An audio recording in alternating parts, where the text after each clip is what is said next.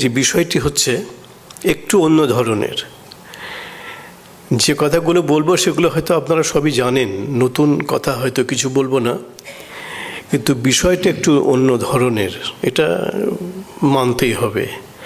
যে স্বামী বিবেকানন্দের বজ্র, ভগিনী নিবেদিতা। বজ্র তো একটু ভয়ানক মারণাস্ত্র। দেবরাজ ইন্দ্রের হাতে থাকে এই অস্ত্রটি, এবং এই অস্ত্র হচ্ছে অমোঘ অস্ত্র, দেব অস্ত্র। এর সামনে পড়লে কারোর অব্যাহতি নেই, অব্যর্থ, অপ্রতিরোধ্য এবং অপ্রতিহত। এই বজ্রটি কেন আমরা এখানে ব্যবহার করলাম, বা এটি কেন আলোচনার বিষয় এলো? বজ্র, নিবেদিতা বজ্র হয়ে গেলেন কেন? এগুলো একটু আমাদের অনুধ্যানের বিষয়। কেন তিনি বজ্র হয়ে উঠলেন, বা কেন তাকে বিবেকানন্দের বজ্র বা স্বামী বিবেকানন্দের বজ্র বলা হচ্ছে, এটি আমাদের একটু অনুধ্যান করলেই স্পষ্ট হয়ে যাবে।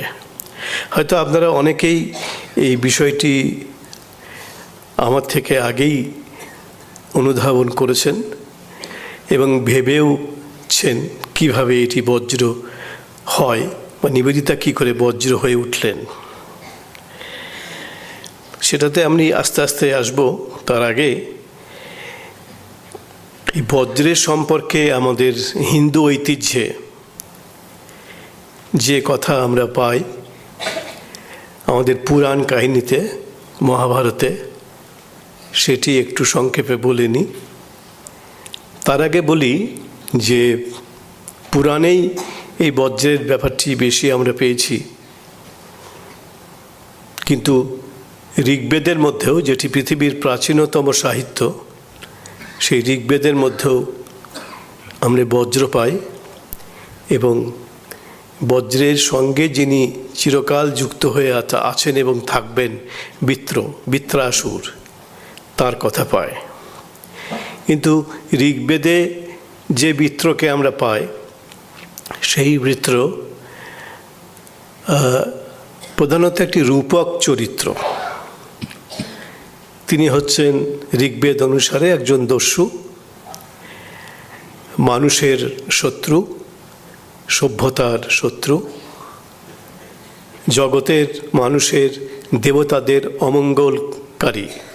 এ হচ্ছে বেদে বৃত্রের পরিচয়, এবং প্রধানত এই বৃত্র চরিত্রটি রূপক ধর্মী। এরপরে আমরা আসি বৈদিক যুগের পরে মহাভারতের যুগে, মহাকাব্যের যুগ। তারপরে আসবে পুরাণের যুগ। এই মহাকাব্যের যুগে প্রধানত মহাভারতের মধ্যে আমরা এই বৃত্রের কথা পাই, বজ্রের কথা পাই, এবং বৃত্র নিধনের সংবাদও পাই। মহাভারত অনুসারে সেটি অনেকাংশে পুরাণও তাকে অনুসরণ করছে, কিন্তু যেহেতু মহাভারত পৌরাণিক যুগের পূর্ববর্তী সময়ের রচনা, পুরাণ তার পরবর্তীকালের, সেজন্যে মহাভারতের কাহিনীকেই আমরা বেশি গুরুত্ব দেব। নিবেদিতাও স্বামীজির কাছে এই মহাভারতের যে কাহিনী, বৃত্র, বজ্র ইত্যাদি, সেই কাহিনী শুনেছিলেন স্বামীজির কাছে। তা আমরা যে কাহিনীটি জানি এই মহাভারতের সূত্রে এবং পৌরাণিক সূত্রে, সেটি হচ্ছে একজন মহাপরাক্রমশালী অসুর রাজ, তার নাম হচ্ছে বৃত্র বা বৃত্রাসুর। তার এমনই প্রতাপ যে দেবরাজ ইন্দ্রকে তিনি বারবার যুদ্ধে পরাজিত করেছেন এবং স্বর্গ থেকে বিতাড়িত করেছেন। ইন্দ্র স্বর্গ থেকে পালিয়েছেন, এবং ইন্দ্র পালানো মানে সব দেবতারাও পালিয়েছেন স্বর্গ থেকে। অর্থাৎ বৃত্রের অত্যাচারে, বৃত্রের পরাক্রমে দেবরাজ ইন্দ্র এবং সমস্ত দেবকুল স্বর্গচ্যুত হয়েছেন। স্বর্গচ্যুত হয়ে অনেক দিন থাকার পরে ইন্দ্র চেষ্টা করছেন আবার কি করে স্বর্গের অধিকার ফিরে পাওয়া যায়, কিন্তু কোনোবারই বৃত্রের সঙ্গে যুদ্ধে এঁটে উঠতে পারছে না। তখন ইন্দ্র গেলেন প্রথমে শিবের কাছে। ও তো সকলের মুশকিল আসান, যখন যার প্রয়োজন সবাই শিবের কাছে গিয়ে উপস্থিত হয়। আর শিব সকলের মুশকিল আসান করে দেন। ওখানে একটা মুশকিল হয়ে গেছে যে প্রথমে যে এলো তা বলে তোমারও যা চাও তাই দিয়ে দেবো, এবং পরে যে এলো ওর শত্রু বলে তোমাকেও তাই দিয়ে দেবো। এখন মুশকিল বুঝুন, এখন সকলেরই মুশকিল আসান করে দেন শিব। এরকম দেবতার কোনো তুলনা হয় না। এই তো কদিন আগেই শিবরাত্রি গেল। তো যাই হোক, তো প্রথমে শিবের কাছে গেলেন। শিব বললেন যে এক কাজ করো, ইন্দ্রকে বললেন ব্রহ্মা এবং বিষ্ণুকেও ব্যাপারটা জানাও। এবং ব্রহ্মা এবং বিষ্ণুকে মহাদেবের পরামর্শে দেবরাজ ইন্দ্র জানালেন। তখন আর দেবরাজ নন, তিনি তো স্বর্গচ্যুত, সব অধিকার তার চলে গেছে। যাই হোক, তিনি জানালেন। তখন তাকে পরামর্শ দেয়া হলো। এই পরামর্শ প্রধানত বিষ্ণু দিলেন, নারায়ণ দিলেন, যে দেখো এই বৃত্রাসুর হচ্ছে অবদ্ধ, ওকে কেউ মারতে পারবে না, কিন্তু এমন একটি অস্ত্র চাই যে অস্ত্রটি একদম অমোঘ অস্ত্র, যে অস্ত্রের কাছ থেকে কারো পরিত্রাণ নেই। তো সেই অস্ত্রটি বানাতে হবে, তৈরি করতে হবে। তো এই অস্ত্রটি তৈরি করে দেবেন বিশ্বকর্মা। তিনি দেবতাদের শিল্পী, স্বর্গের শিল্পী তিনি বিশ্বকর্মা। তিনিও একজন দেবতা, তিনি এটি তৈরি করে দেবেন। কিন্তু এটা এই সাধারণ অস্ত্র তৈরির যে উপাদান থাকে সেরকম ইস্পাত বা লোহা ওইসব দিয়ে এই অস্ত্রটি তৈরি হবে না। এটি হবে একটি জলজান্ত মানুষের অস্থি থেকে। তাহলে একটা মানুষকে মেরে তার হাড়গুলো নিয়ে এলেই তো হয়, তা হবে না। এমন একজন মানুষের অস্থি থেকে এই অস্ত্রটি নির্মাণ করা হবে, বিশ্বকর্মা করবেন, যিনি স্বেচ্ছায় জেনে শুনে কেন তার এই অস্থিগুলি দরকার জেনে তিনি নিজেই তার দেহটি দান করবেন। এ কোথাও তো পাবেন না। আমি জেনে শুনে আমার শরীর দিয়ে দেবো, দেহটি দিয়ে দেবো, যে মরে যাবো আমি, কেউ দিতে চাইবেন না। কিন্তু এরকম লোকও থাকে যে পরার্থে, অপরের কল্যাণের জন্যে নিজের কথা একটুও না ভেবে মানুষ নিজের জীবনকে অবলীলায় দান করতে পারে। এই যে আত্মোৎসর্গ, আত্মনিবেদন, আত্মদান, এইটি ওরা বললেন। একজন ঋষি আছেন, অত্যন্ত উচ্চ শ্রেণীর ঋষি, তার নাম দধিচি।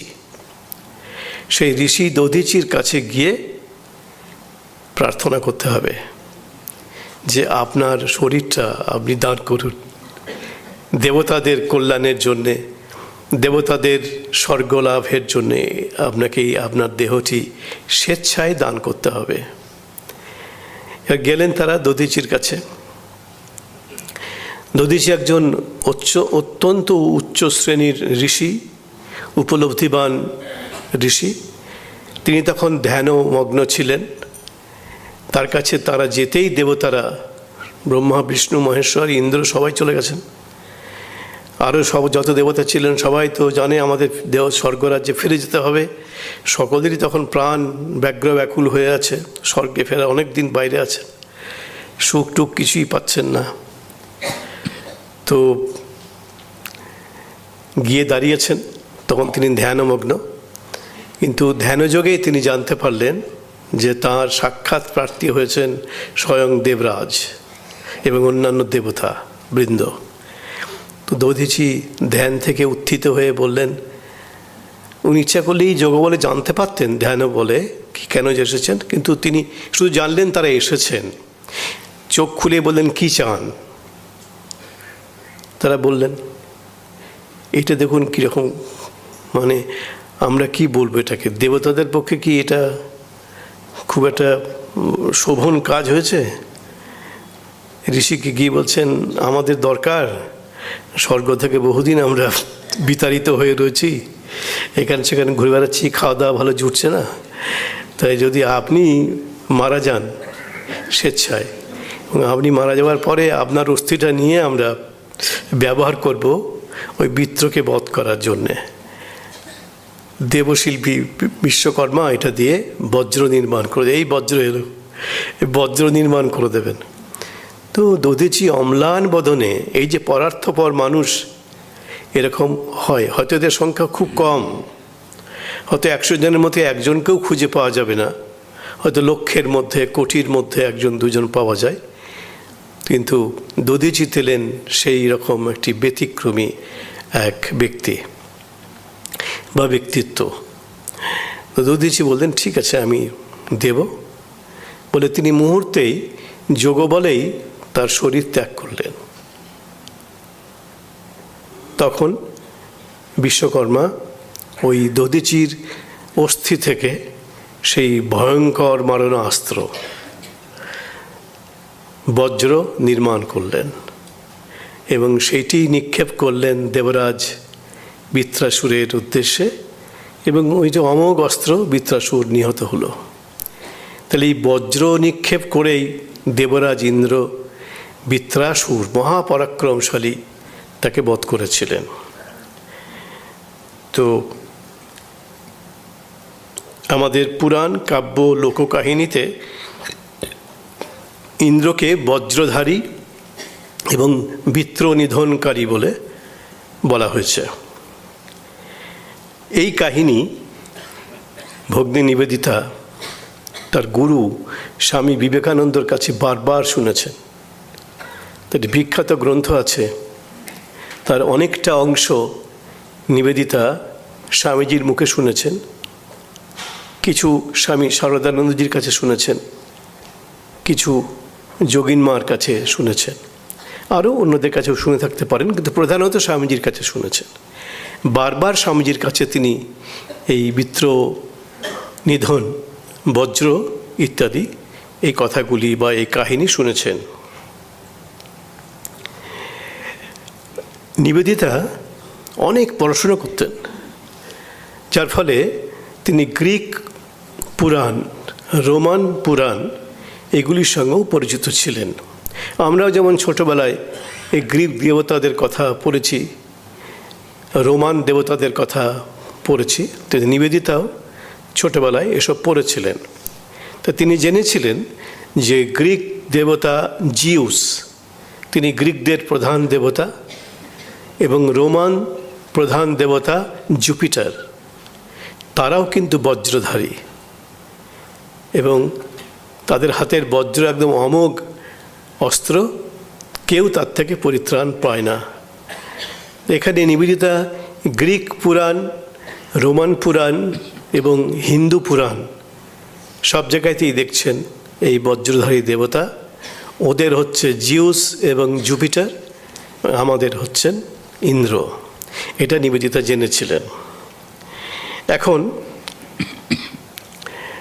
প্রশ্ন হচ্ছে যে মহাস্ত্রের দ্বারা এই বৃত্রকে বধ করা সম্ভব হলো, সেটি একটি অত্যন্ত শক্তিশালী অস্ত্র, সে তো আমরা শুনছি বা আমরা জানি, কিন্তু এই বজ্রের কি বিশেষ চরিত্র আছে? বজ্রের কি কোনো বিশেষ বৈশিষ্ট্য বা বিশেষ কোনো চরিত্র আছে? আমরা শুনলাম যে বজ্র নির্মিত হয়েছিল ঋষি দধিচির আত্মদানের মাধ্যমে। তার মানে এই যে একজন মানুষের আত্মদান, স্বেচ্ছায় আত্মদান, কোনো কিছুর প্রত্যাশায় বা প্রতিদানে নয়, এবং আত্মবিলয়, এ দুটি খুব বড় ব্যাপার। আত্মদান, আত্মবিলয়, স্বেচ্ছায় নিজেকে একদম মুছে দেওয়া, এটি একটা বিরাট বড় শক্তি মানুষের। যেসব মানুষ এরকম আত্মবিলয়ী বা পরার্থে নিজেদের জীবনকে উৎসর্গ করতে উদ্বিগ্ন বা ব্যগ্র ব্যাকুল, তারা পৃথিবীর মানুষদের থেকে আলাদা। সুতরাং বজ্রের মধ্যে সেই ব্যাপারটি ছিল, বজ্রের মধ্যে আছে বা ছিল, যে আত্মবিলয়, আত্মদান এর হচ্ছে প্রধান শক্তি, এবং যারা এরকম আত্মবিলয়ী হন বা আত্মদান করার জন্য উন্মুখ থাকেন বা করেন, তারা সাধারণ মানুষ নন। তাদের মধ্যে ভয়ঙ্কর একটা তেজ থাকে, তেজস্বিতা থাকে, অপরিসীম মানসিক শক্তি থাকে এই আত্মবিলয়ী আত্মদান করার জন্য উন্মুখ ব্যক্তিদের। তাই স্বামীজির কাছে এই বজ্র একটি রূপক হয়ে গেছিল এবং স্বামীজির কাছে শুনে শুনে নিবেদিতার কাছেও বজ্র একটি রূপক। কিসের রূপক? না আত্মদানের রূপক, আত্মত্যাগের রূপক, সেবার রূপক। আপনারা হয়তো সকলেই জানেন যে স্বামী বিবেকানন্দ একটি কথা বলতেন যে ভারতবর্ষের জাতীয় আদর্শ হচ্ছে দুটি, বলছেন ত্যাগ এবং সেবা, রিনাউন্সিয়েশন অ্যান্ড সার্ভিস। স্বামীজি বলতেন এই দুটি হচ্ছে ভারতবর্ষের যুগ্ম আদর্শ, ত্যাগ এবং সেবা।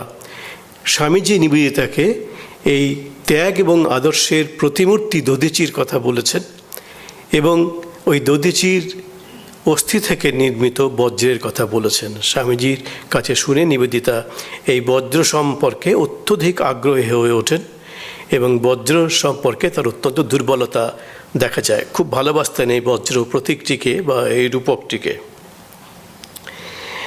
এবং স্বামীজি বলতেন, নিবেদিতা শুনেছেন যে অবলীলায় নিজেকে দান করতে প্রস্তুত থাকে বা দান করতে পারে, সেই মানুষ হয়ে ওঠে স্বয়ং বজ্র। আর স্বামীজির একদম এক্স্যাক্টলি তার ভাষায় বজ্রের উপাদানে গড়া। স্বামীজির খুব প্রিয় কথা এটি।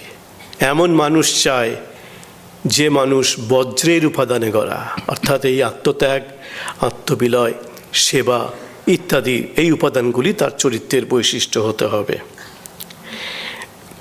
স্বামীজির কাছে শুনে শুনে নিবেদিতা এই বজ্রটিকে এমনই ভালোবেসে ফেললেন যে তিনি ভাবলেন এই বজ্রকে ভারতবর্ষের জাতীয় প্রতীক করে দিতে হবে।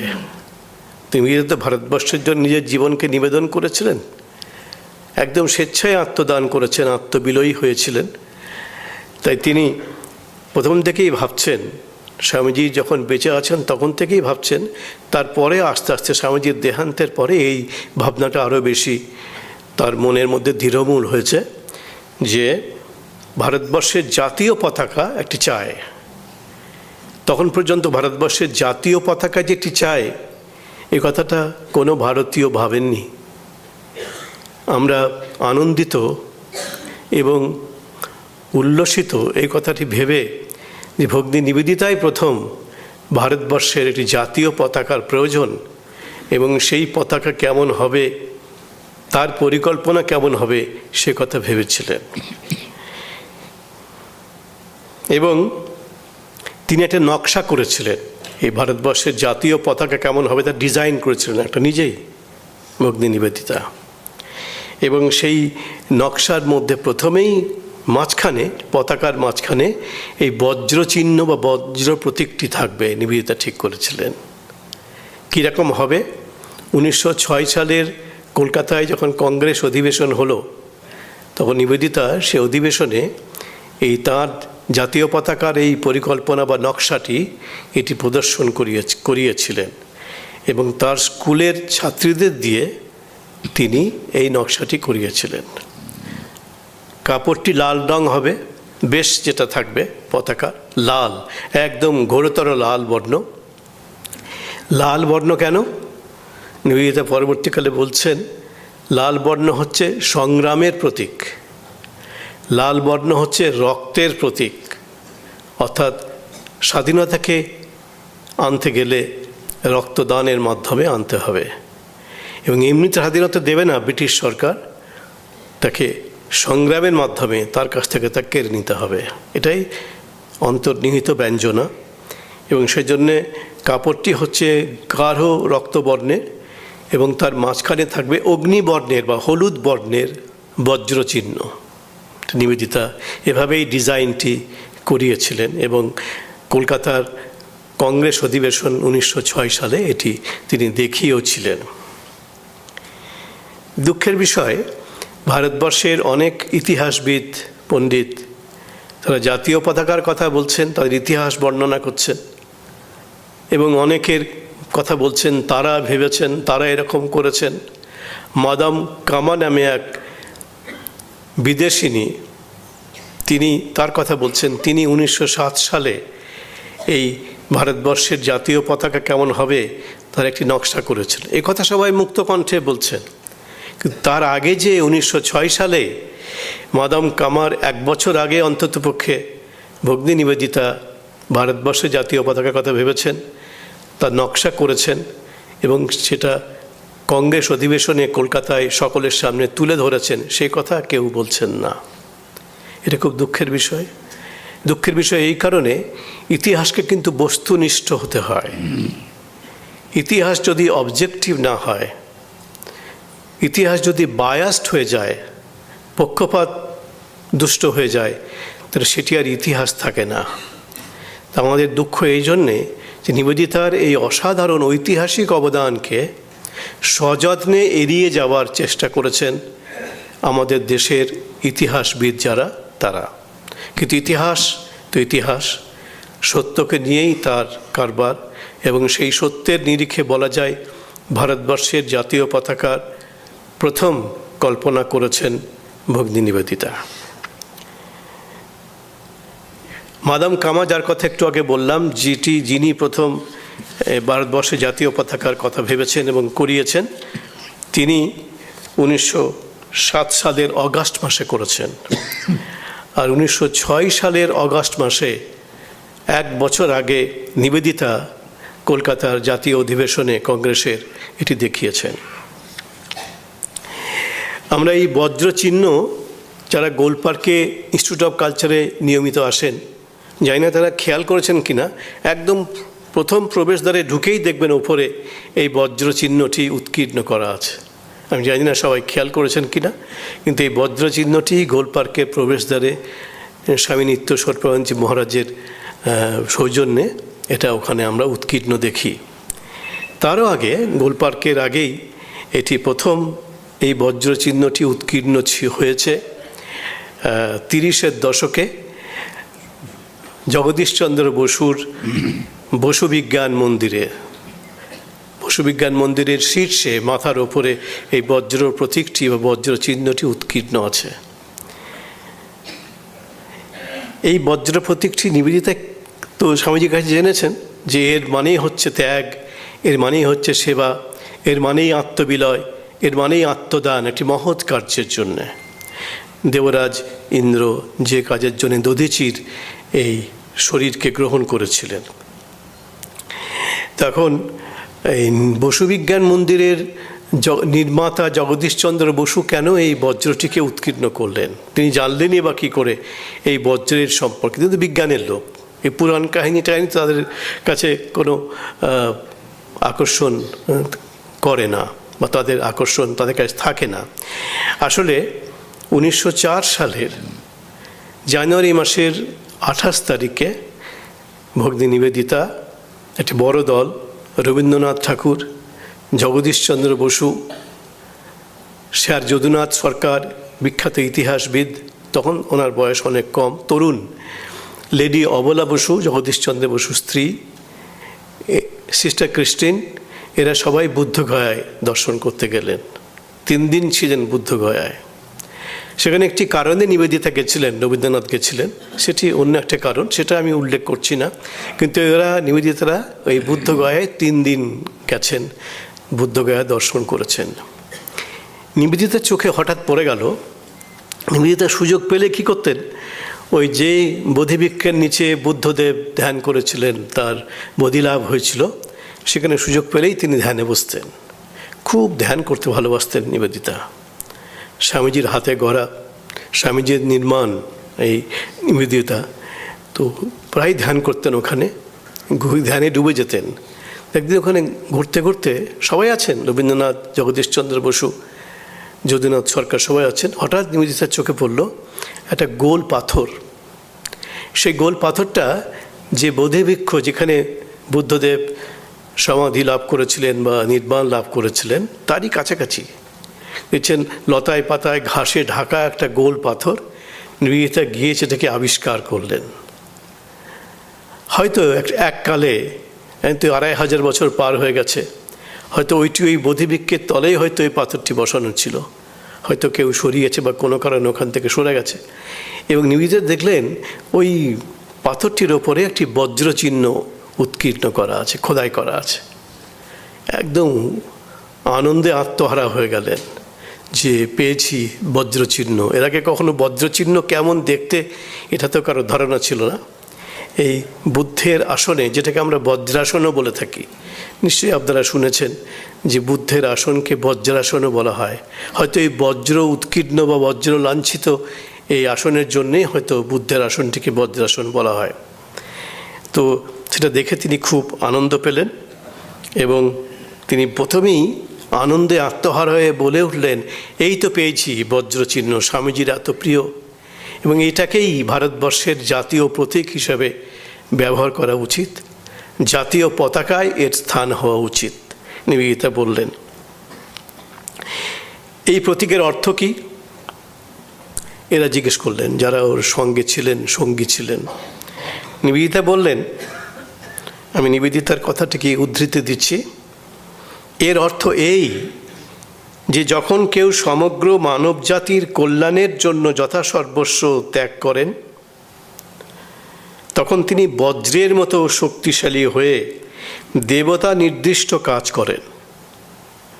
নিবেদিতা তখন নিশ্চয়ই স্বামীজির কাছে শোনা দধিচির আত্মদানের কথা মনে পড়ছিল এবং নিবেদিতা বললেন, ভারতবর্ষের মূল আদর্শ হচ্ছে ত্যাগ এবং সেবা, তাই বজ্র ভারতের জাতীয় প্রতীক হওয়া উচিত। কোর্ট শেষ হলো। নিবেদিতা বললেন কেন এটিকে জাতীয় প্রতীক হিসেবে গ্রহণ করা উচিত। নিবেদিতার বক্তব্য সবাইকে তিনি শুনিয়ে দিলেন। যখন আমরা বলতে পারি এই বজ্র চিহ্নটিকে নিবেদিতায় আবিষ্কার করেছিলেন, তো ওখানে বুদ্ধগয়াতে, এবং সেই সময় তো জগদীশচন্দ্র বসু সেখানে উপস্থিত, এবং বারবার জগদীশচন্দ্র বসুকেও শুনতে হয়েছে নিবেদিতার মুখে নানা সময়ে এই বজ্রের কথা, দধিচির কথা শুনিয়েছেন তিনি। এবং এই অসাধারণ জ্ঞান তাপস, বিজ্ঞানে ভারতবর্ষের যিনি জগৎসভায় মুখোজ্জ্বল করেছিলেন, যেখানে স্বয়ং স্বামীজিও উপস্থিত ছিলেন, এবং কী খুশি হয়েছিলেন স্বামীজি জগদীশচন্দ্রের সেই উজ্জ্বল আবির্ভাবে প্যারিস কংগ্রেসে। তো জগদীশচন্দ্র জানতেন নিবেদিতার এই দুর্বলতা এবং কেন এই বজ্রকে নিয়ে তিনি এত ভাবেন, কেন তাকে জাতীয় প্রতীক করার চেষ্টা করেন। সেজন্য বসু বিজ্ঞান মন্দিরের শীর্ষে তিনি এই বজ্র প্রতীককে স্থাপন করলেন। কেন করলেন বসু বিজ্ঞান মন্দিরের শীর্ষে নিবেদিতার এই প্রিয় প্রতীকটিকে? কারণ জগদীশচন্দ্র বসু জানতেন তার এই বিজ্ঞান সাধনা ব্যর্থ হয়ে যেত যদি তিনি নিবেদিতার সাহচর্য, সহায়তা, সব দিক থেকে সাহায্য না পেতেন। মানে কি যে সাধনা করেছেন নিবেদিতা এই বিজ্ঞান সাধনায়, জগদীশচন্দ্রকে সাহায্য করতে গিয়ে সব ভুলে যেতেন তিনি, শুধু তাকে সাহায্য করছেন। কেন? কারণ তিনি জানতেন স্বামীজি খুশি হবেন। তখন তো স্বামীজি পৃথিবীতে নেই। নিবেদিতার যে কোনো স্বপ্ন, যে কোনো কর্ম, যে কোনো সাধনা, যে কোনো উদ্যোগের পেছনে স্বামীজির প্রভাব সবসময় বাংময় হয়ে থাকত, সবসময় স্বামীজির প্রভাব। এবং সেজন্যেই তিনি ভাবতেন যে স্বামীজি তার প্রিয় গুরুদেব খুশি হবেন যদি এই বিজ্ঞান সাধনায় জগদীশচন্দ্র বসুকে তিনি সাহায্য করেন, আপ্রাণ সাহায্য করেছেন। এবং তাঁরই কৃতজ্ঞতার স্বীকৃতিস্বরূপ যা পেয়েছেন নিবেদিতার কাছে, এটাও আর জানতেন নিবেদিতা কখনো চাইবেন না তার নাম প্রকাশ্যে ঘোষণা করা হোক, তার কাছে কৃতজ্ঞতা স্বীকার প্রকাশ্যে করা হোক, নিবেদিতা চাইবেন না। ভয়ঙ্কর ব্যক্তিত্বময়ী, একমাত্র বিবেকানন্দ ছাড়া তাকে আর কেউ সামাল দিতে পারতেন না। যেমন তিনি তেমনি তিনি। তো নিবেদিতা সেজন্যে এই যে তার যে অসাধারণ অবদান ভারতের বিজ্ঞান সাধনায় তথা বিজ্ঞানাচার্য জগদীশচন্দ্র বসুর বিজ্ঞান সাধনায়, সেটিকে তিনি চিরকালীন স্বীকৃতি, কৃতজ্ঞতার স্বাক্ষর রূপে নিবেদিতার প্রিয় বজ্র প্রতীকটিকে বসু বিজ্ঞান মন্দিরের শীর্ষে স্থাপন করে গেলেন। আরেকটি কাজও করলেন। যদি আপনারা যান বসু বিজ্ঞান মন্দিরে, আমরা অনেকবার গেছি, একদম ঢুকেই বাঁ দিকেই দেখবেন একটি মূর্তি আছে, একটি রিলিফ মূর্তি দেয়ালের সঙ্গে লাগানো। দ্বীপ হাতে এক মহিলাকে দেখলেই বোঝা যাচ্ছে এটা ভারতীয় মহিলা নন। চেহারা দেখলেই তো বোঝা যায় আমাদের ভারতের কেমন চেহারা আর ওদেশের মেয়েদের কেমন চেহারা। তো এই দ্বীপ হাতে যে মহিলার চেহারা, একদম প্রবেশ পথেই বাঁ দিকে উৎকীর্ণ করা আছে এক নারী মূর্তি, রিলিফ মূর্তি। এটি নিবেদিতার, কোথাও নাম লেখা নেই, কিন্তু জগদীশচন্দ্র বসু নিবেদিতার প্রতি তার যে ভালোবাসা, তার যে শ্রদ্ধা, তার যে কৃতজ্ঞতা, তার স্বাক্ষর রূপে তিনি এই দ্বীপ হাতে দ্বীপধারিণী মহিলা তার রিলিফ মূর্তি উৎকীর্ণ করেছেন। এবং আরেকজন বিজ্ঞান সাধক, নিবেদিতার অত্যন্ত স্নেহধন্য, জগদীশচন্দ্র বসুর কাছেও তিনি কাজ করেছেন, ডক্টর বশীশ্বর সেন, মায়ের খুব ভক্ত, স্বামীজির ভক্ত, স্বামীজির শিষ্য, স্বামী সদানন্দের কুকুর বলতেন নিজেকে, আমি স্বামী সদানন্দের কুকুর।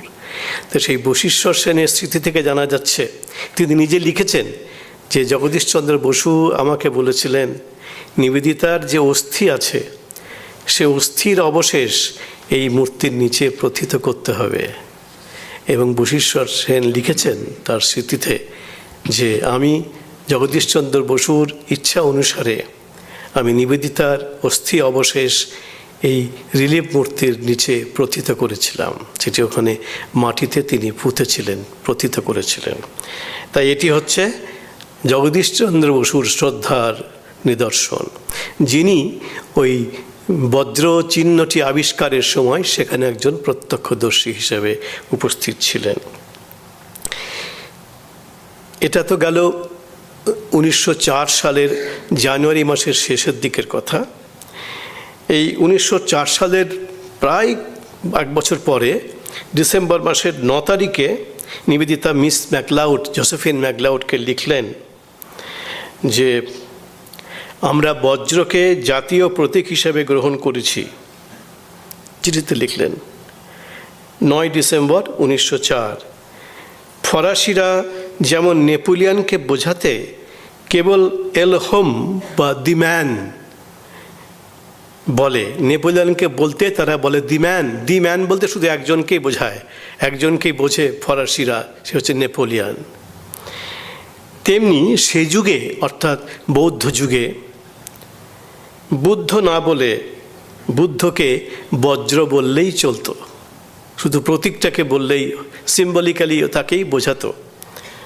তুমি নিশ্চয়ই স্মরণ করতে পারো, এটা অত্যন্ত মূল্যবান তথ্য নিবেদিতা বলছেন ম্যাকলাউডকে চিঠিতে, তুমি নিশ্চয়ই স্মরণ করতে পারবে স্বামীজি মাঝে মাঝে নিজেকে বজ্র বলতেন, নিজেকেই তিনি বলতেন আমি বজ্র। তারপরে আবার আরেকটি চিঠিতে বলছেন, এটা 1906 সালের 25শে জুলাই, আমি বজ্রকে ভারতের প্রতীক করতে চাই তা তুমি জানো, ওটি বুদ্ধের চিহ্ন, ওটি শিবের ত্রিশূলের সঙ্গে ঘনিষ্ঠভাবে যুক্ত, কারণ শিবের ত্রিশূলও বজ্রের মতোই একটি অমোঘ দেব অস্ত্র। স্বামীজি নিজেকে বজ্র বলতেন। আবার লিখছেন চিঠিতে, তার উপরে ওটি কিন্তু প্রতিমা নয়, কোনো মূর্তির আকার নয়, প্রতীকের আকার, ওটি প্রতিমা নয়, সুতরাং মুসলমানদের পক্ষে একে প্রত্যাখ্যান করা উচিত হবে না। তদুপরি দুর্গা বজ্রকে তার এক হস্তে ধারণ করেন। আমরা জানি মহিষাসুর বধের আগে শিব দুর্গার হাতে তার ত্রিশূলটি দিয়েছিলেন। শিব দিলেন ত্রিশূল, সেই মহালয়ার দিনে আমরা আকাশবাণীতে শুনি, এখনও শুনি, শিব দিলেন তার ত্রিশূল, বিষ্ণু দিলেন তার চক্র, ব্রহ্মা দিলেন তার অক্ষমালা, আর ইন্দ্র দিলেন, দেবরাজ দিলেন তার বজ্র। এ তো আমরা শুনি। তাই এখানে এই কথাগুলি নিবেদিতা বলছেন। একটা জিনিস লক্ষ্য করে দেখুন, নিবেদিতা খ্রিস্টান মহিলা ছিলেন জন্মসূত্রে, পরে তিনি নিজেকে হিন্দু, স্বামীজি তাকে হিন্দু করেননি, তিনি ভাবতেন আমি হিন্দু, ধর্মান্তরিত হননি তিনি, তো তিনি ভাবতেন আমি জন্মেছি খ্রিস্টান হিসাবে, কিন্তু আসলে আমি হিন্দু। এবং আপনারা এই খবরটি জানেন কিনা জানি না, যে 1909 সালে নিবেদিতার নিজের যিনি গর্ভধারিণী জননী তার মৃত্যু হয় ইংল্যান্ডে। তো তার মা, নিবেদিতার মা মিসেস মেরি নোবেল, তিনি বলেছিলেন, আমার মৃত্যুর সময় আমার দেহকে সমাহিত করা হবে না, আমাকে হিন্দু প্রথায় চিতায় উৎসর্গ করতে হবে। এই তো সাংঘাতিক ব্যাপার। এবং তাই করা হয়েছিল, নিবেদিতার মাকে তার ইচ্ছা অনুসারে চিতায় উৎসর্গ করে তার সৎকার করা হয়েছিল। নিবেদিতার যখন শরীর চলে গেল 1911 সালের 13ই অক্টোবর, সেদিন দার্জিলিংয়ের মহাশ্মশানে, যেখানে তিনি দেহ রক্ষা করেছিলেন, সেখানেও তাকেও দার্জিলিংয়ের শ্মশানে, হিন্দু শ্মশানে তাকেও ওই হিন্দু প্রথায় সৎকার করা হয়েছিল। এটাও আমরা হয়তো এখন জানি। এবং এখন তো ওখানে একটি রামকৃষ্ণ মিশনের কেন্দ্র হয়েছে, ওই বাড়িতেই যেখানে নিবেদিতা দেহত্যাগ করেন, রায়ভিলাতে। আরেকটি তথ্য, একটি কথা এখানে বলা যেতে পারে যে নিবেদিতার কাছে যেমন বজ্রচিহ্ন বুদ্ধের স্মারক, বুদ্ধ ওখানে বসেছেন, তেমনি নিবেদিতা ভাবতেন এটি তার গুরু স্বামী বিবেকানন্দেরও স্মারক। কারণ ওই বোধিবৃক্ষতলে তখন বিবেকানন্দ হননি, তখন নরেন্দ্রনাথ কাশীপুর উদ্যানবাড়ি থেকে গিয়ে তিনি ওখানেই বসেছিলেন, ওই বোধিবৃক্ষতলে বসে একদম বুদ্ধের কথা ভেবে দু চোখে জলে ভাসিয়ে দিয়েছিলেন। তার জন্য এত কষ্ট হয়েছিল, তার নিশ্চয়ই নিবেদিতার সেগুলি মনে পড়েছিল। এবার আরেকটি তথ্য, যে নিবেদিতার জীবনীতেও আপনারা পাবেন যে যেদিনকে তিনি ছেড়ে আসছেন বুদ্ধগয়া, 3 দিন ছিলেন, যেদিন ছেড়ে আসছেন সেদিন সারা রাত শুধু কেঁদেছেন, বিছানা বালি সব ভিজে গেছে তার চোখের জলে। বুদ্ধগয়াতে না ছাড়তে ইচ্ছে হচ্ছে না, ওই বোধিদ্রুমতল, ওই বোধিবৃক্ষতল তার ছাড়তে ইচ্ছে হচ্ছে না। এবং ওই কাঁদতে কাঁদতে তার নিশ্চয়ই মনে হচ্ছিল ভারতবর্ষের কথা, তার মনে হচ্ছিল যে মহাজাগরণ, এটিও আমি নিবেদিতার জীবনী থেকে উদ্ধৃতি দিচ্ছি, যে মহাজাগরণ একদিন ভারতকে বিশ্বের গর্ব ও এশিয়ার কেন্দ্রস্থলে পরিণত করেছিল, কবে আবার সেই জাতি মানে ভারতবাসী তার মহান উত্তরাধিকার সম্বন্ধে সচেতন হবে, কবে আবার সেই শক্তি সেই উৎসাহ ফিরে আসবে, এই ভেবেই তিনি যন্ত্রণা বোধ করছিলেন এবং সারা রাত তিনি কেঁদে ভাসিয়ে দিয়েছিলেন। প্রসঙ্গত একটি তথ্য দিই, আমরা বজ্র বলতেই ভাবি ইন্দ্রের হাতে যে বজ্র সেটিই বজ্র, কিন্তু আমাদের হিন্দু ঐতিহ্যে 8টি বজ্রের কথা আছে। ইন্দ্রের বজ্র তো আছেই, তার সঙ্গে আরও 7টি বজ্রের কথা আমাদের হিন্দু ঐতিহ্যে, হিন্দু পুরাণে রয়েছে। আপনারা জানেন, শুধু একটু উল্লেখ করে দিচ্ছি। একটি হচ্ছে বিষ্ণুর সুদর্শন চক্র, ও একটি বজ্র। বজ্র মানে যাকে প্রতিহত করতে কোনো অস্ত্র পারে না। আরেকটি হচ্ছে শিবের ত্রিশূল, ও ভয়ঙ্কর। বরুণের পাশ, ব্রহ্মার অক্ষমালা, যেটি দিয়েছিলেন ব্রহ্মা দুর্গাকে, মহিষাসুর মর্দিনীকে, যমের কালদণ্ড, ইন্দ্রের বজ্র, কার্তিকের শক্তি, যে শক্তিতে তিনি তারকাসুরকে বধ করেছিলেন, এবং দুর্গা অথবা কালীর হাতের খড়গ। এই 8টি হচ্ছে 8টি বজ্র। ইন্দ্রের বজ্রের সঙ্গে আরও 7টি বজ্র। আমরা বলেছি আগে যে নিবেদিতার সমগ্র চিন্তা ভাবনা, পরিকল্পনা, কর্ম এবং স্বপ্নের ক্ষেত্রে সব সময় ছিলেন স্বামীজি এবং স্বামীজি। নিবেদিতার স্বামীজির দেহান্তের পরে তিনি যে দেশাত্মবোধক কাজের সঙ্গে নিজেকে সর্বান্তকরণে সর্বতভাবে যুক্ত করেছিলেন, স্বামীজির বজ্র হয়ে উঠেছিলেন তিনি, তার মূল প্রেরণা ছিল স্বামীজির ভাব ও চিন্তাকে বাস্তবে রূপায়ণ করতে হবে, তার জন্য আকুল প্রয়াস, আকুল আকাঙ্ক্ষা। স্বামীজির ভাবনায় এই প্রয়াস ছিল একটি আংশিক প্রয়াস নয়, এটি ছিল ভারতবর্ষ জাগরণের ক্ষেত্রে একটি সর্বাত্মক জাগরণের প্রয়াস, সর্বক্ষেত্রে জাগরণ।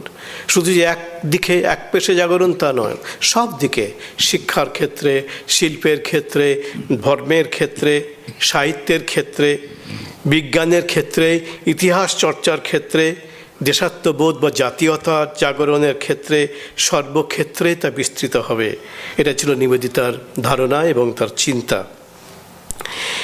এবং নিবেদিতার জাতীয়তার ভাবনা শুধু রাজনৈতিক ক্ষেত্রেই গণ্ডিবদ্ধ হয়ে থাকবে না, তা সর্বক্ষেত্রে বিস্তৃত হবে এবং ভারতবর্ষের জাগরণকে সর্বতোভাবে প্রভাবিত করবে। এটা নিয়ে বেশি বলার আজকে অবকাশ নেই, কিন্তু এইটুকুই বলছি, সর্বক্ষেত্রে সাহিত্য, ইতিহাস, শিল্প, বিজ্ঞান, সর্বক্ষেত্রে নিবেদিতা চেয়েছিলেন ভারতবর্ষের নবজাগরণ ঘটুক। এবং আপনারা নিশ্চয়ই জানেন, বিজ্ঞানের ক্ষেত্রে জগদীশচন্দ্র বসুর কথাই তো বলার অপেক্ষা রাখে না। শিল্পের ক্ষেত্রে শিল্পগুরুর অবনীন্দ্রনাথ, শিল্পাচার্য নন্দলাল, অসিত কুমার হালদার, সুরেন্দ্র কুমার গঙ্গোপাধ্যায় ইত্যাদি বিখ্যাত আমাদের শিল্প জাগরণের মহিরুহ যারা, তারা সবাই নিবেদিতার দ্বারা অনুপ্রাণিত হয়েছে এবং নিবেদিতাই এই শিল্প জাগরণের ক্ষেত্রে এক বিরাট প্রেরণা স্বরূপিণী হয়ে উঠেছিলেন। এবং জাতীয় জাগরণের ক্ষেত্রে তিলকের সঙ্গে নিবেদিতার সম্পর্কের কথা আমরা সেভাবে উদ্ধার করতে পারিনি, শঙ্করীপ্রসাদ বসুও পারেননি, কিন্তু অন্যান্য যেসব বিখ্যাত আমাদের রাজনীতি ক্ষেত্রের নক্ষত্র, যেমন সুরেন্দ্রনাথ বন্দ্যোপাধ্যায়, বিপিনচন্দ্র পাল, গোপালকৃষ্ণ গোখলে, লালা লাজপত রায়, অরবিন্দ প্রমুখ যেসব বিখ্যাত নক্ষত্র আমাদের রাজনীতির ক্ষেত্রে সেকালের, সবাইকে ভগ্নী নিবেদিতা প্রেরণা জুগিয়েছেন। তাদের সকলের ওপরে তার প্রভাব অসাধারণ ছিল। এবং এই যে বজ্রের কথা বলছি, বজ্র মানে সাহস চায়, সেই বজ্র হতে পারবে স্বামীজির কাছে। যেখানে সাহস, যেখানে বীর্য, যেখানে শৌর্য, যেখানে শক্তি, তার কাছেই তিনি নতি স্বীকার করতে প্রস্তুত ছিলেন। এবং নিবেদিতা স্বামীজি জানতেন যে এই যে এক অসাধারণ তার শিষ্যা হয়েছেন, এই মার্গারেট এলিজাবেথ নোবেল, যাকে তিনি নিবেদিতা নামকরণ করেছেন দীক্ষাদান করে, ব্রহ্মচর্য দীক্ষাদান করে। তিনি জানতেন যে নিবেদিতা একটা ছোট বালিকা বিদ্যালয়ের জন্যেই আসেননি, তার মধ্যে আছে, স্বামীজি বলেছেন, তাকে লিখেছিলেন, তোমার মধ্যে আছে একটা জগৎ আলোড়নকারী শক্তি নিবেদিতার মধ্যে। স্বামীজি ঠিক বুঝেছিলেন, সাধারণ মেয়ে এ নয়, জগৎ আলোড়নকারী শক্তি। এবং স্বামীজি জানতেন নিবেদিতার একটি বৃহত্তর এবং মহত্তর কর্মক্ষেত্র আছে, এবং সেভাবেই তাকে তার গুরু স্বামী বিবেকানন্দ তিল তিল করে নির্মাণ করেছিলেন মহান বিশ্বকর্মার মতো, এবং তাকে তার এই কাজের জন্যে পূর্ণ স্বাধীনতা দিয়ে গেছিলেন। স্বামীজির দেহান্তের পরে স্বামীজি বলেছিলেন, তুমি পূর্ণভাবে স্বাধীন, যেমন তুমি ভালোবাসবে, ভালো বুঝবে, তেমনিভাবেই তুমি কাজ করবে। নিবেদিতা সেটা জানতেন যে গুরু তাকে এই স্বাধীনতা দিয়েছেন, এবং গুরু তার কাছে এই প্রত্যাশা করেছেন ভারতবর্ষের জাগরণে তাকে যন্ত্র হতে হবে। এবং সারা জীবন ধরে তিনি ওই বজ্র হয়ে উঠে ভারতবর্ষের জাগরণের জন্যে নিজের জীবনকে তিল তিল করে দান করেছিলেন। এবং গুরুর অভিপ্রায়কে চরিতার্থ করাই ছিল তাঁর একমাত্র সাধনা এবং আকাঙ্ক্ষা। এবং তিনি জানতেন গুরু বিবেকানন্দের একটিমাত্র অংশের প্রচার নয়, তার জীবন সাধনার সামগ্রিক প্রচারই তার জীবন সাধনা নিবেদিতা মনে করতেন। নিবেদিতার একটি গ্রন্থ, অসাধারণ গ্রন্থ, দি ওয়েব অফ ইন্ডিয়ান লাইফ, এটি নিবেদিতার যেটি জাতীয়তা ভাবনা, দেশাত্মবোধের প্রেরণা, সেটি সম্পর্কে তার কথা এখানে ধরা আছে, লেখা আছে।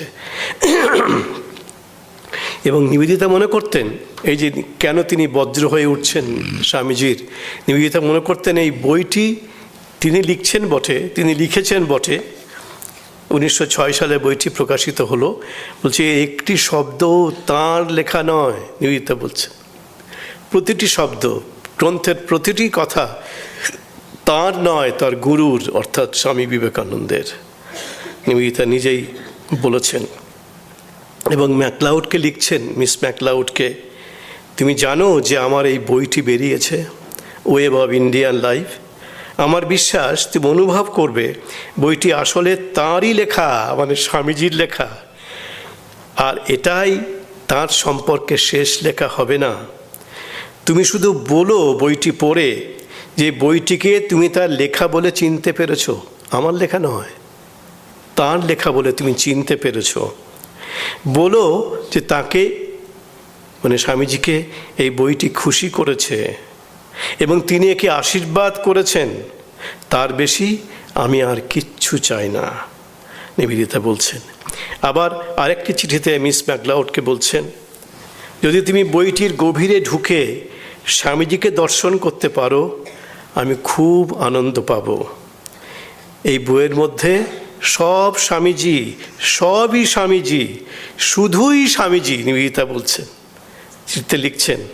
তার বাইরে কিন্তু আমার আর কিচ্ছু নেই। এই বজ্র মানে হচ্ছে নিজেকে সম্পূর্ণরূপে মুছে দেওয়া। নিবেদিতা তাই মুছে দিয়েছেন এবং বলছে আমার কিচ্ছু নেই, সব তিনি, শুধুই তিনি, সর্বস্ব তিনি। এবং বলছেন তার বাইরে আমার আর কিছু নেই। ধরা যাক তিনি ওই সময় লন্ডনে আসেননি যখন স্বামীজি গেলেন, নিবেদিতা দেখলেন, বলছে ধরে নাও স্বামীজি তখন লন্ডনে আসেননি, তাহলে আমার কি হতো? নিবেদিতা বলছেন তাহলে আমার কি হতো? তাহলে তো আমার জীবনটা মুন্ডহীন কবন্ধ হয়ে যেত। আমি সর্বদাই জানতাম একটা কিছুর জন্য আমি অপেক্ষা করে রয়েছি। তার বাবা মৃত্যুর আগে তার মাকে বলে গেছিলেন, একদিন আমাদের মার্গারেটের কাছে একটি আহ্বান আসবে, ভারত থেকে সে আহ্বান আসবে, সেদিন তুমি ওকে সাহায্য করো। নিবেদিতার মা সর্বান্তকরণে নিবেদিতাকে আশীর্বাদ করেছিলেন যখন তিনি চলে এলেন ভারতবর্ষের স্বামীজির আহ্বানে। বলছেন আমি সবসময় নিজেকে বলেছি, নিবেদিতা লিখছেন, আহ্বান আসবেই। আহ্বান এসেছিল। যদি তিনি হিমালয়ের শিখরে বসে ধ্যানে মগ্ন হয়ে যেতেন, নিবেদিতা বলছেন, তাহলে আমার কি হতো? আমি অন্তত কখনোই আসতাম না। মানে এই যে ভারতবর্ষে এসেছিলাম শুধুই তার জন্যে, তাকে ভালোবেসে, তার প্রতি আমার শ্রদ্ধায়, ভালোবাসায় নিজেকে উজাড় করে দিয়ে আমি এসেছি, তিনি আমাকে আহ্বান করেছিলেন বলে। এই প্রসঙ্গে আরেকটি কথা, নিবেদিতার একটি উক্তি উল্লেখ করি, স্বার্থশূন্য মানুষই বজ্র। সেই নিঃস্বার্থতার সাধনা আমাদের করতে হবে যাতে দেবহস্তের বজ্র হয়ে উঠতে পারি। কিভাবে সে প্রশ্ন আমাদের নয়, হিসাব নিকাশও আমাদের জন্য নয়। আমাদের জন্য শুধু রয়েছে বেদির মূলে নিজেকে দান, আত্মদান। যখন কেউ মানব জাতির কল্যাণে সম্পূর্ণ আত্মনিবেদন করে তখন সে দেবতার হস্তধৃত বজ্রের মতো শক্তি সম্পন্ন হয়ে ওঠে। নিবেদিতা স্বয়ং তাই হয়েছিলেন। আমি আমার কথা এবার শেষ করি। নিবেদিতার মৃত্যুর আগে নিবেদিতার কাগজপত্রের মধ্যে বালিশের তলা থেকে, বিছানা থেকে কতগুলো লেখা পাওয়া গেছে। প্রধানত 3টি লেখা। একটি হচ্ছে লীলা, একটি কবিতা, একটি হচ্ছে মৃত্যু, আর একটি হচ্ছে অসাধারণ একটি কবিতা। নিবেদিতা কী করে বজ্র হয়ে উঠলেন স্বামীজির এই কবিতার ছত্রে ছত্রে, তা আমরা দেখতে পাবো। সেই কবিতার নাম হচ্ছে দি বিলাভেড, প্রিয়তম। অসাধারণ কবিতা। শঙ্করী প্রসাদ বসু এটি অপূর্ব অনুবাদ করেছেন। সেই অনুবাদটি আপনাদের কাছে তুলে ধরে আমার কথা আমি শেষ করব। নিবেদিতা লিখছেন এই প্রিয়তম এই কবিতাটিতে, ঈশ্বর তৃষ্ণায় জীবনের সমগ্র অর্থ, এ কথা যেন চিরদিন স্মরণে থাকে। আমার প্রিয়তম ঈশ্বরই, তবে তিনি আমার বাতায়নে দৃষ্টি মেলেছেন, আমারই দ্বারে করাঘাত করেছেন। এই প্রিয় পরমের কোনো প্রয়োজন নেই, তবু তিনি মানবিক প্রয়োজনের আকার নিয়েছেন যাতে আমি তার সেবা করতে পারি। তার ক্ষুধা নেই, তবু তিনি প্রার্থী যাতে আমি তাকে দিতে পারি। তাকে দ্বার খুলে আশ্রয় দেব বলেই তো তিনি ডাক দিয়েছেন। তার বিশ্রাম শয্যা রচনা করে দেব বলেই তো তিনি দেহে ক্লান্তি নিয়েছেন। আমার দানে তার ভিক্ষাপাত্র ভরিয়ে দিতে ভিক্ষুকের সাজে তার আগমন। স্বামীজি তো সন্ন্যাসী ভিক্ষুক, সেই সাজে তার আগমন। প্রিয়তম, ওগো প্রিয়তম আমার, আমার সব তোমারই জন্যে, আর আমি শুধু তোমারই, শুধু তোমারই। আমাকে নিঃশেষ করে তার পরিবর্তে বিরাজ করো তুমি। একেবারে বজ্রের মতো প্রতিটি অক্ষর, প্রতিটি ছত্রে সেই নিজেকে নিবেদন করার আরতি বাংময় হয়ে উঠেছে। সবাইকে ধন্যবাদ এবং নমস্কার।